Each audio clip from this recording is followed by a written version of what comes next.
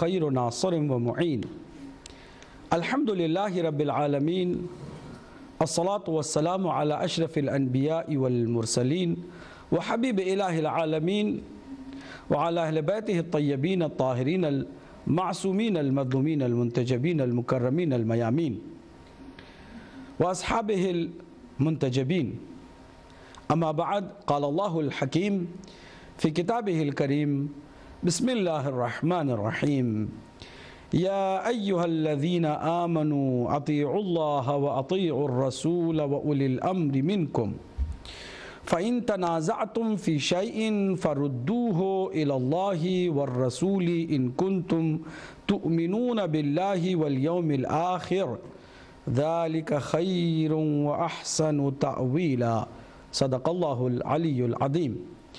ناظرین محترم، بغیر کسی تمہید کے آپ کو ہمارے اس پروگرام اظہار حقیقت کے چوتھے حصے میں خوش آمدید کہتے ہیں اور آپ کو مخلصانہ سلام پیش کرتے ہوئے التجا آپ سے کرتے ہیں کہ آپ پوری توجہ کے ساتھ ہماری معروضات کو سماعت فرمائیں، تعصب کی اینک اتار کے، دلوں کی کھڑکیوں کو کھول کے، دل و دماغ کو اس ارادے کے ساتھ آج ہمارے پروگرام سے وابستہ کریں کہ اگر کوئی بات صحیح، حقیقت پر مبنی، سچ اور حق لگے تو اسے اپنائیں گے، اور اگر خدا نخواستہ کوئی ایسی بات کہ جس کو آپ حق نہیں سمجھتے ہیں اس کے بارے میں تحقیق کریں گے، تجسس میں تھوڑی بہت کوشش کر کے سوال کریں گے اور اس طرح اپنی عاقبت کو سنوارنے کی کوشش کریں گے۔ یاد رکھیے کہ ہر مسلمان کا فرض ہے کہ جب مشکل اور دشواری نجات پانے کی اس حد تک ہو کہ 73 فرقوں میں صرف ایک ہی فرقہ ناجی کہلائے تو ہر کسی کو کوشش کرنی ہے۔ ایسا نہ ہو کہ ہر کوئی خود کو صحیح سمجھ کر دوسروں کو غلط سمجھ کر غفلت کی نیند سو جائے اور جب موت آئے تو سوائے پریشانی، پشیمانی اور اضطراب کے کچھ حاصل اسے نہ ہو۔ ایسا نہ ہو کہ ہم غافلین اور محرومین کے زمرے میں شامل ہو جائیں۔ ناظرین، ہدایت ٹی وی کا یہ پروگرام اتحاد کو فروغ دینے کے لیے، افہام و تفہیم کی فضا قائم کرنے کے لیے اور امت مسلمہ کو ایک دوسرے کے سمجھنے اور سمجھانے کا موقع دے کر کے قریب ایک دوسرے کو کرنے کے لیے یہ پروگرام اسی بنیاد پر شروع ہو چکا ہے، اور جہاں اپنی دکان چلانے والے لوگ اپنی طرف بلانے کے لیے لوگوں کو گمراہ کرتے ہیں، وہیں ہم جیسے اللہ کے دین کے معمولی خادموں کی یہ ذمہ داری بن جاتی ہے کہ دین حق کا صحیح معنوں میں اظہار کریں۔ اظہار حقیقت اسی بنیاد پر ہے کہ جو گرد و غبار حقیقتوں پر ڈالنے کی کوشش کی گئی وہ ایک بار پھر چھٹ جائے، وہ سارے بادل ہٹ جائیں، وہ سارے پردے جو حقائق پر ڈالنے کی کوششیں کی گئیں وہ سارے پردے ہٹ جائیں اور پھر سے آپ کو حق بھی نظر آئے اور حقیقت بھی کھل کے آپ کے سامنے آ جائے، دودھ کا دودھ ہو جائے اور پانی کا پانی ہو جائے۔ کل ہم نے لفظ شیعہ اور یہ جو اصطلاح ہے شیعہ کی، اس کے اوپر بھرپور گفتگو کی اور واضح کر دیا کہ یہ نورانی نام ہے، قرآنی نام ہے۔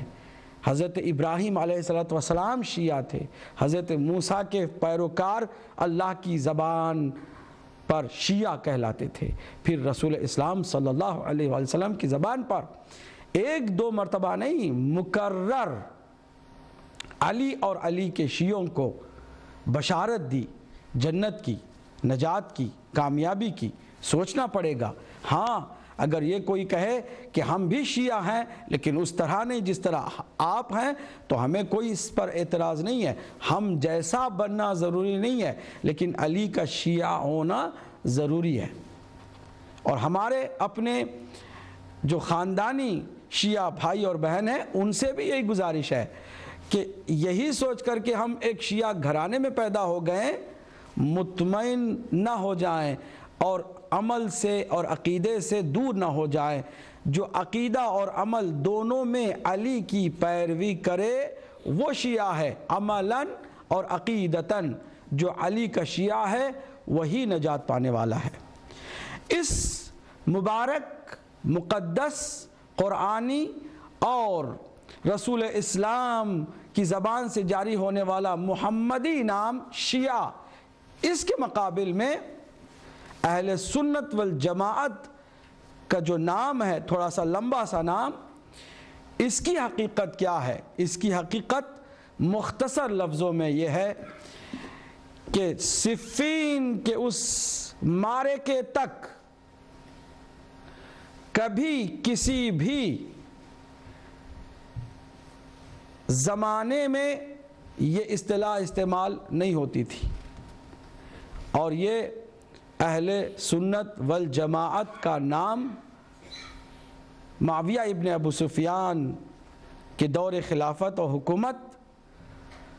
سے چلا، اور میجارٹی نے اسی نام کو اپنایا۔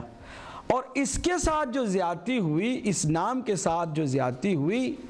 وہ یہ ہوئی کہ خوارج بھی اس کے سائے میں آ گئے اور اس کے زمرے میں آ گئے، ناصبی بھی اس کے زمرے میں آ گئے، اہل حدیث کہلانے والے بھی اپنے آپ کو اہل سنت والجماعت کہہ کے تعارف کرانے لگے۔ سلفی، وہابی، دیوبندی، بریلوی، جتنے بھی فرقے بعد میں بنے، ان سب کا ایک مشترکہ نام بن گیا کہ ہم اہل سنت والجماعت ہیں۔ چونکہ یہ نام انسانوں نے بنایا تھا، انسانوں کی طرف سے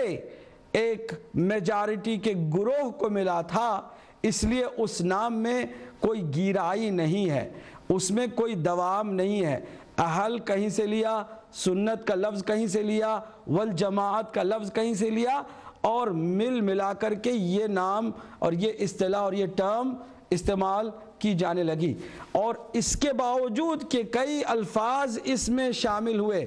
اہل ایک لفظ، سنت دوسرا لفظ، تیسرا والجماعہ، یہ تین لفظیں ہیں، ان کو ملا کر کے ایک نام بنا۔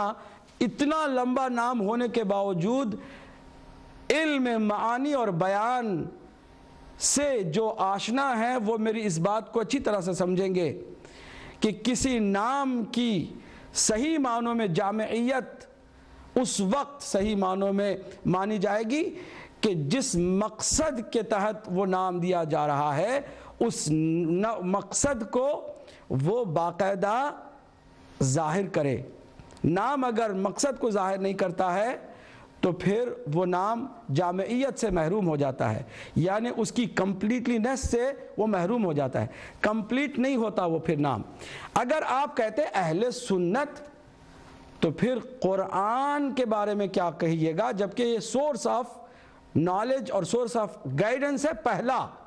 ایک مسلمان کے لیے پہلا سورس آف گائیڈنس اور نالج قرآن ہے، تو پہلے ہمیں اہل قرآن بننا ہے، پھر اس کے بعد دوسرا سورس آف نالج اور گائیڈنس ہے سنت۔ تو اہل سنت بعد میں ہمیں بننا ہے، پہلے اہل قرآن بننا ہے۔ جب آپ کا نام یہی ہے کہ اہل سنت والجماعت، تو اس میں قرآن ذرا برابر بھی وہاں نظر نہیں آتا۔ اسی لیے اہل حدیث نے